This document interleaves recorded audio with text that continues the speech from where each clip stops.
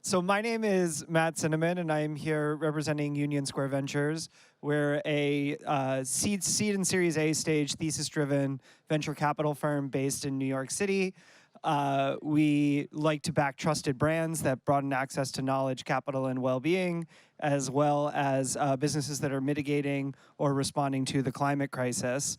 Some notable companies that you all may know on the B2B SaaS side would include businesses like Twilio, MongoDB, and Cloudflare. But you all are not here to hear me speak, so I'll stop there on my brief intro. You're actually here to hear Kat. And so for the next 15 minutes or so, I will ask her some questions to try to distill as much as humanly possible that you can take away to run a more impactful business on your end, and then hopefully leave some time at the end for questions for you all. But before we begin, I thought, Kat, maybe you could introduce yourself and maybe tell the story of how you ended up at Content Square. Sure, thanks, Matt. Hi, my name is Kat Borlongan. I think I've led most of my career at the intersection of tech and impact, first in nonprofits as the director of Reporters Without Borders in Canada, and then in international organizations. I was in the UN for a bit, and then in maybe my favorite hat as an entrepreneur, founded a company specialized in open data back in 2013, which we sold to Capgemini a few years back. And in government, I guess anyone here who's French may remember me with that hat. I was the director of La French Tech for quite a while, and more recently as the Chief Impact Officer at Content Square.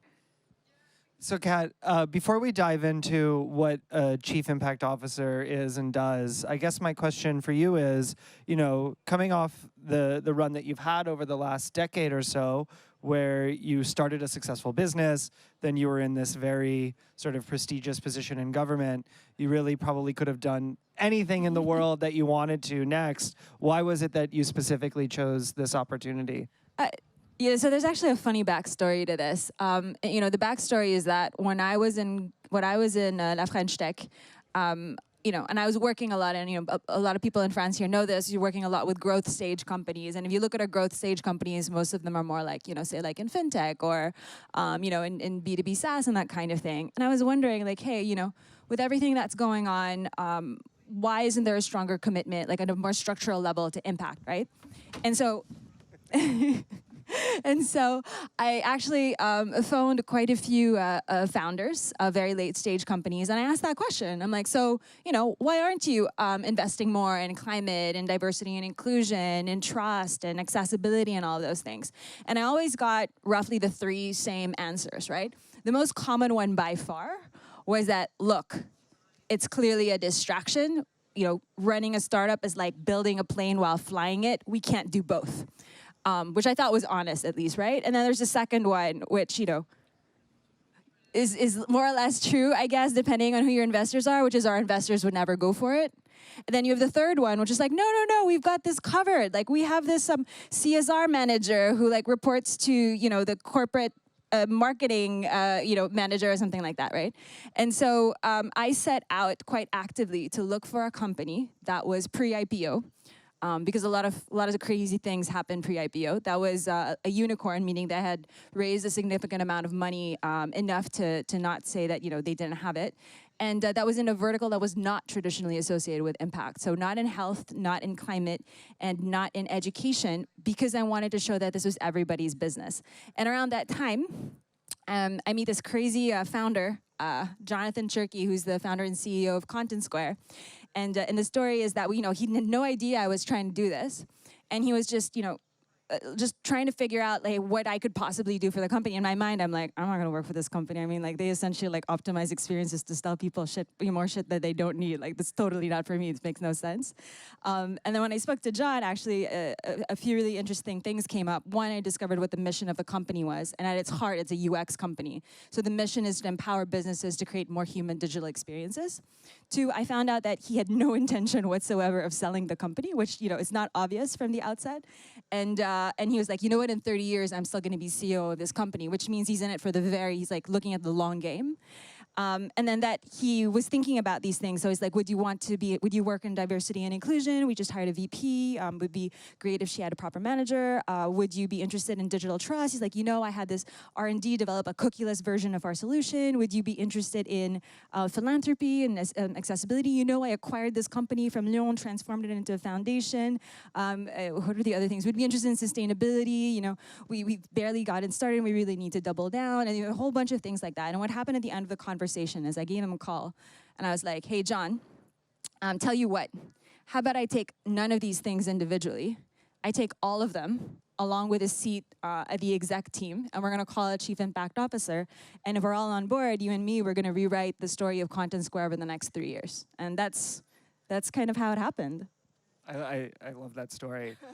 So a couple months ago, you reached out to me and you said, hey, Matt, would you like to travel to the south of France to interview me about what it means to be a Chief Impact Officer? And my first thought was, oh, the south of France, that sounds lovely. And then the second was, this is actually good because I have no idea what a Chief Impact Officer does, and maybe I can learn it when I'm interviewing you on stage. And so, Kat, I'm curious for everyone else here, what is a Chief Impact Officer? I think they're different. There's no clear-cut answer to that. It really depends on the organization that you're in. I'm in a different situation, right? So Content Square is 10 years old, has no solid history of being a mission-driven company in any way, right? They've been very aggressively revenue-driven and successfully so. And my job, in one sentence, is to transform them into a mission-driven company with everybody on board in under 3 years. And that doesn't just mean legally, because for those of you who have tried doing this in France, I could probably do this in 2 months. But I mean for real, in terms of our product, our roadmap, our practices, how we give, how we think, how we treat our people, and a full 360. And the way that my scope, the way that we created the scope is actually based on that. So if you say mission driven, you're like, okay, then what is our mission? It's like, okay, so it's empowering businesses to create more human digital experiences, right? So the first question is, well, what part of that mission are we not fulfilling because we've only been focused mostly on revenue and growth?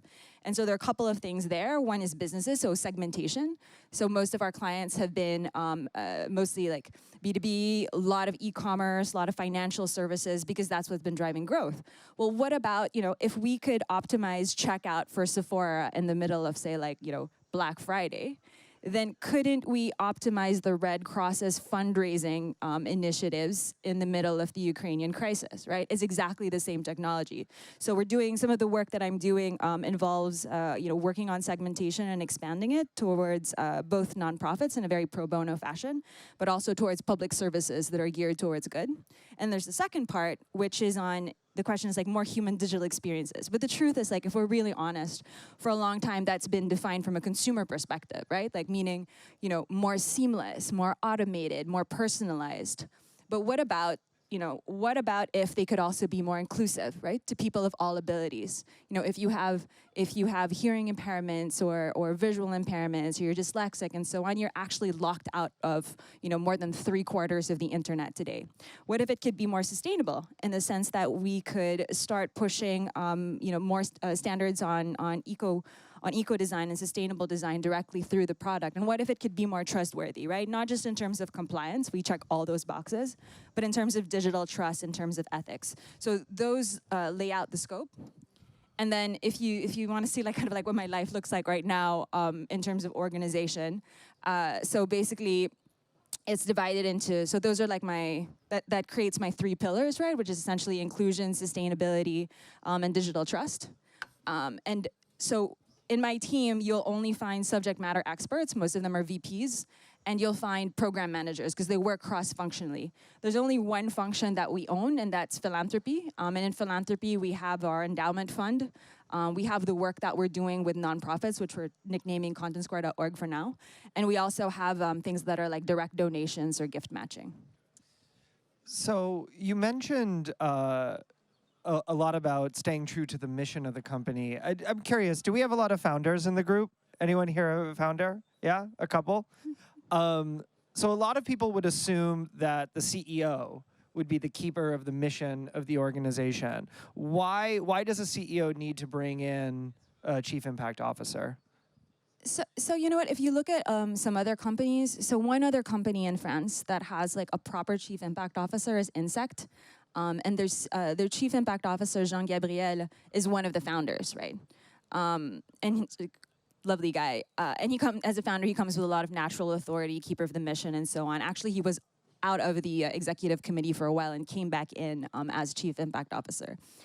My CEO was in his early 20s when he founded this company.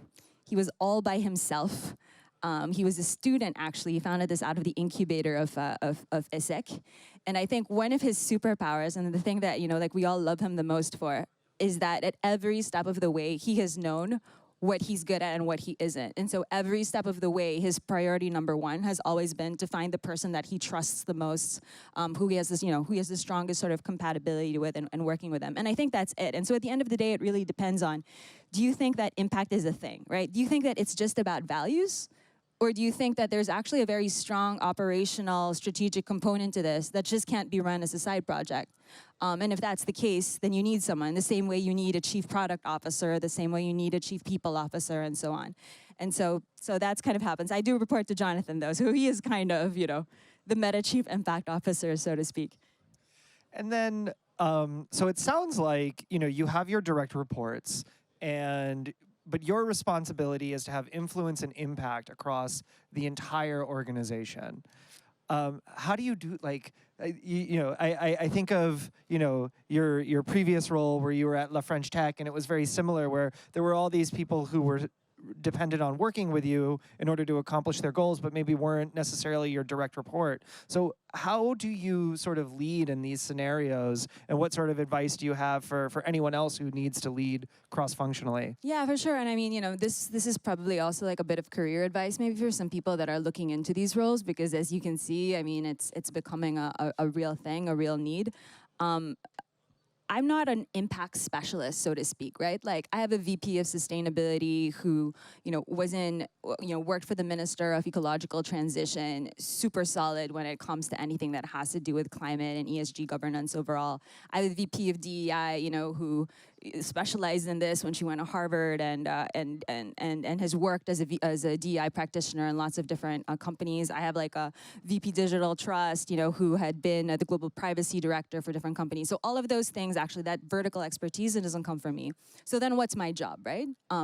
I see myself first and foremost as a cross-functional leader. And I think that's what a lot of chief impact officers are. Because you take any topic, right? Let's take a topic that seems simple, quote unquote, right? Like diversity and inclusion.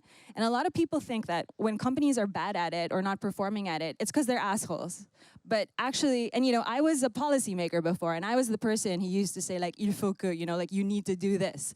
Or would put in, quotas and would put in targets and things like that. And now that I'm really like behind the scenes, I'm like, actually, what we really need to do is we need to look at all of our data, everything from percentage of, say, underrepresented groups, women, specifically is all the data we have for now. In terms of global workforce growth, we need to monitor attrition, we need to monitor like hiring velocity and promotion velocity and all of these things. We need to see where it hurts. And then we need to propose solutions. Those solutions cut across every single function. All of them need operational and financial modeling before I can even get the executives to make them. My job is not to tell execs, you need to do this. I believe that fundamentally my execs are like really good people, and my job is to make sure that when I ask them to do it and we talk about it, or they ask me actually how I can help them, we can sort of push that button. And that requires working across every single function and putting in place those governance processes, those modeling processes, that sort of overall OS, so that it all comes together and that it all works, right? So Kat, you're working at a company that was recently valued over $2 billion. And it's an organization that is diversified enough that you have VPs in all of these specialized areas. For maybe some of the entrepreneurs in the crowd who have smaller businesses, what are 1 to 3 things that they could leave today to make sure that they are on the right path to really running an impactful organization? Yeah, for sure. I think, chief impact officer, if you're talking about seed, A, B, C, D, are 2 completely different roles, right? Like, to give you an idea, for those of you who know Content Square, you're right. Valuation close to $3 billion, 1,600 people in the world right now, more than 10 geographies, opening 8 offices this year, doubling in size every year, 2 acquisitions every year. So my role is very operational. It's very much about there's a large component that comes now with regulation, right? Because the company is beyond a certain size. The complexity of the number of geographies that we're in actually adds a certain layer in the sense that you can't completely centralize it. So there's a lot of what I do that it really looks like ops. I think that when you're coming in early, and not to mention all of kind of like the investors and thinking about what it means to become a public company and all of those sort of things, right? But when you're coming in at say like seed, I think what's really important is mostly knowing what not to do. Right, there are certain mistakes that a lot of founders make really early on, and it can be the classic things from hiring their friends, whose friends hire their friends, whose friends hire their friends, and things like that, and then you wind up with what I refer to as diversity debt, and people try to solve it later, but it's really hard to do once your entire leadership team is already like they all went to the same school and things like that. When it comes to things that have to do with climate as well, I don't know how many of you have done, know what your carbon footprint is by any chance? A couple. It costs honestly, for Series A companies, it costs like 5,000, maybe less, right? For some, depending on who you're working with. And sometimes it's just good to have them. And so it starts a conversation, even though you don't necessarily have to put in these industrial processes for monitoring these things. And I think they can help you make decisions early on. Like, for example, like right now, we're like, drat, we have servers in Germany. And then we just realized that servers in Germany mean that we have like a carbon footprint that is exponentially higher than our servers in France because of the kind of energy that they use, and so it's messing with our entire carbon footprint, right? There are a lot of decisions that you can make that are like that. Digital trust is also something that I consider to be part of impact, and I would not mess with that earlier. That is definitely something you do not want to experiment with, because once you lose trust, it's gone forever, no matter how mature you get later on. So really, I think at a sort of Series A level, it's mostly about putting in place these protective mechanisms. And I think that's something that's really important to do as well. Especially, I'm saying this especially for CEOs, is to educate yourself as a leader. For example, DEI, right, diversity, equity, inclusion. It seems like just about being a nice person, but it's actually and I say this as someone who works in different geos and things like that, it's actually very technical. The sort of things that you are subject to litigation for example, in the US, and the frameworks that are there and the languages and their expectations are completely different, for example, compared to what you say you would have in France. And you don't have the excuse, if you're building a global company, you don't have the excuse of saying, oh yeah, but we're a French company first, so we'll deal with this stuff later. So I think there's a lot that, I would say early on, definitely one, L&D, right? Invest, especially in yourselves, in terms of upscaling on these sort of things. Just do your carbon footprint, and it's just something that you have, and it's something you can look at. If anything is weird, you'll know. And three, definitely be very careful when it comes to your hiring process, no matter how fast you're hiring, because it's really something that is going to create a lot of pain for your chief impact officer years later. So, Kat, I'm going to stop there because I can ask you questions probably whenever I want. Whereas we have just a couple of minutes. Are there any questions that anyone in the audience would like to ask Kat? I bet there has to be at least one. I don't yes. know. Oh, there's one over there. Hold on. Let's give him the microphone.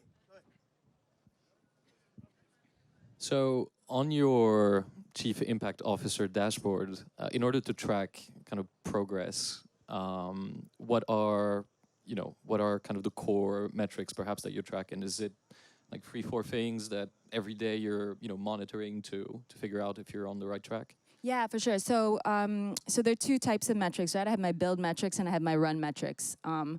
I have my run metrics already for diversity and inclusion. I don't have them yet for sustainability. We will, though, in a couple of weeks, because when basically your build metrics are all about strategy. It's all about figuring out what your baseline is, where you need to go, and stuff like that, right?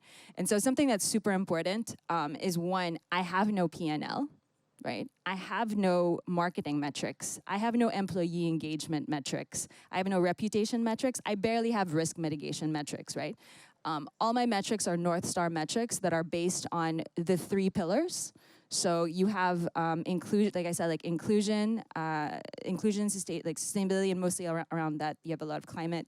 And then the third one is on digital trust. So for example, for something like and something like digital accessibility. The metrics, the North Star metrics we have are a number of pages that become accessible directly or indirectly thanks to Content Square. And something that's important is that these are not my metrics. They're now the product team's metrics. They're also now, the professional services team's metrics and so on. So the way that we're treating metrics, and I think this is super important for those of you who are thinking about impact, right? The way you do metrics depends on what impact means to your company. For some people, it means a portfolio of initiatives. So like your company lives their lives, goes on occasion, maybe you'll like clean a beach and plant some trees and things like that. So it's completely decorrelated. You've got the second one, which I'd say currently is probably the most popular, which is impact is a tactic, in the sense that impact serves risk mitigation, it serves the brand, it serves employee engagement and so on. So usually you'll have impact reporting into one of these execs, and then and the overall metrics that they're tracking are actually related to that, right? And then you have the third one, which is the approach that we've adopted at Content Square, where impact, and the reason why we chose the word impact is because it's a word that refers to results. So actually, our metrics are new metrics that get added on as North Star metrics for the whole company. The same way you have, so like if some of you or all of you work with product teams, you know how product teams have their product outcomes and their business outcomes. Now we're adding impact outcomes, depending on what the product is, whether it's, whether it's carbon reduction for sites, whether it's, inclusion and things like that. And so that's it. Also in terms of like structuring metrics, I have two families to a certain extent, because we have the external ones. So impact is essentially like impact is like it's not entirely honest as a word, because there's a part of it that's impact in the sense like what is the change we want to create in the world, and there's responsibility, which is like, how do we like harm the world, as little as possible, right? And so for impact metrics, it's very much about these things, and then it's very much like product, it's very much professional services and all of those things. And then the responsibility metrics are purely internal. So things like, I have my targets, for example, by 2025, Jonathan's decreed that he wants Content Square to be 50% women across the board, right? At all levels, all the way from, entry to the board. And so my metrics are really just on representation and on equity, equity in terms of like equal pay and all of those things. But then I'll have like the whole dashboard that'll tell me everything from like the attrition rate of women and this function and this geo and this level and so on. That'll help me monitor how we can make those targets. Well, so I think unfortunately, we have to wrap time. up. But as someone who lives in the south of France, since you came from Paris and all the way from New York, we'd love to have you back next time we do this. So thank you. Wait, what about me? Well, you're in Paris, right? Okay. So you're, All right. I was getting offended there. Yeah, I was like, what? I mean, that's for us in the south of France. That's almost a foreigner as well. So listen, thank you both so much. And I just want to say something about impact. And some people are skeptical and cynical about these things. One, I think we're in an industry that changes things. So the whole idea is creative destruction. So to creatively destroy the existing for make better processes and better things. And I think the other thing, too, is that when I moved here to France 20 years ago, people couldn't imagine going into a restaurant and not smoking. And today, we can't imagine going into a restaurant and smoking. So change is more than possible. It happens, and it often happens at a tipping point very quickly. But you can choose to be an actor, or you can choose to passively sit by. At this point in time, I think it's better that we all choose to be actors, but that's just my little humble opinion. So, but thank you very much for listening, and thank you both for presenting very much. Thanks. Thank you.